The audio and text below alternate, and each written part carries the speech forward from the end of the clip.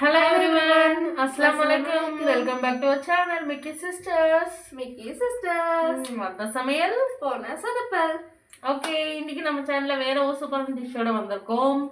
S, அது என்னன்னா lazy girl dish. ஆமா, என்னன்னா வந்துட்டு சோம்பேறி சிக்கன் தாங்க செய்ய போறோம்.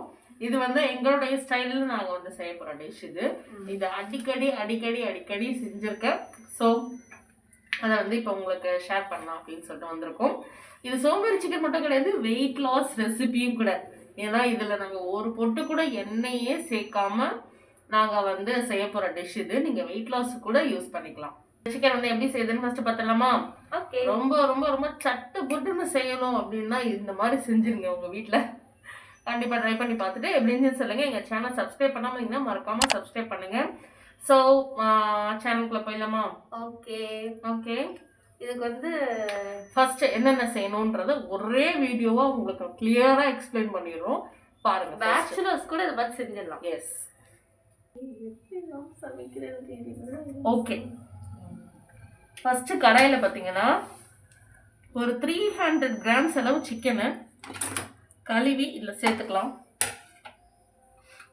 இதில் வெங்காயம், ஒரே ஒரு பெரிய வெங்காயம் இல்லை மீடியம் சைஸில் 2 வெங்காயம் ஸ்லைஸ் பண்ணிருக்கு. நம்ம எடுத்துருக்க சிக்கனுக்கு தகுந்த மாதிரி. எஸ், இப்போ கிரேவி நிறையா வேணும்னா நீங்கள் நிறைய சேர்த்துக்கலாம். இப்போ எனக்கு கொஞ்சம் நிறைய வேணும்னால நான் கொஞ்சம் நிறைய சேர்த்துருக்கேன். இது வந்து தக்காளி, ஒரு 4 தக்காளி போல் மீடியம் சைஸில் ஒரு 4 தக்காளி ஸ்லைஸ் பண்ணி இதில் வந்து சேர்த்துக்கலாம்.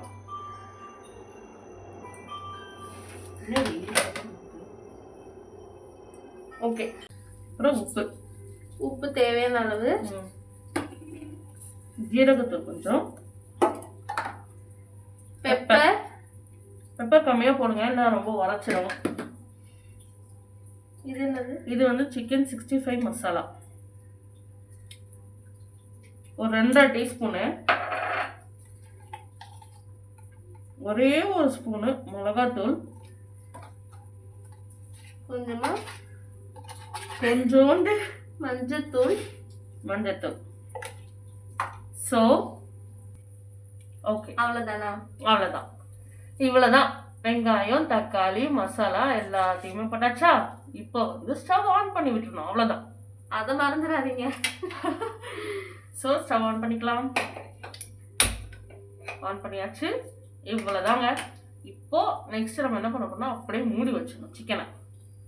சிக்கன் இதுக்கு தண்ணி ஊற்றணுமா அப்படின்னு ஒரு கொஸ்டின் மார்க் வரும். நோ, ஊற்றவே கூடாது. சிக்கன்ல இருந்தே தண்ணி நிறைய வரும். ஸோ அந்த தண்ணியை நமக்கு போதுமானது. சிக்கன் அதுல வெந்துடும். ஆமாம், எந்த எண்ணெயோ எதுவுமே தேவையில்ல. இஞ்சி பூண்டு போடணும். இஞ்சி பூண்டு மறந்துடுற மாதிரி. ஓகே, இல்லை, இஞ்சி பூண்டு ஒரே ஒரு டீஸ்பூன் போட்டுக்கலாம்.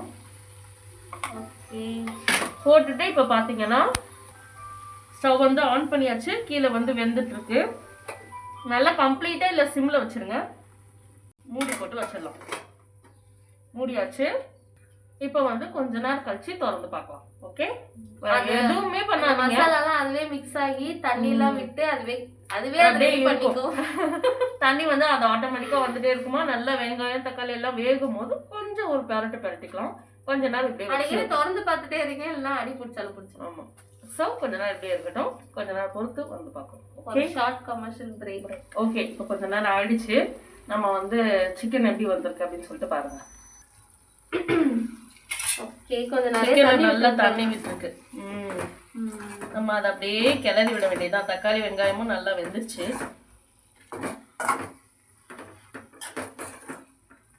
அவ்வளோதான். இந்த மாதிரி கொஞ்ச நேரத்துக்கு ஒரு தடவை கிளறி விட்டுட்டே இருந்தோம்னா தக்காளியிலேருந்து இந்த சிக்கன்லேருந்து வர எக்ஸஸ் தண்ணி எல்லாம் நல்லா சேர்ந்து நல்லா அதனாலேயே சிக்கன் வந்து நல்லா வெந்துருவோமா. ஸோ இந்த திறந்து அடிக்கடி பார்க்கறதுக்கு கூட சோம்பேறித்தனப்பட்டா ஒன்றும் பண்ண முடியாது. ஆமாம், ஏன்னா அதுவே சோம்பேறி சிக்கன் ஆல்ரெடி.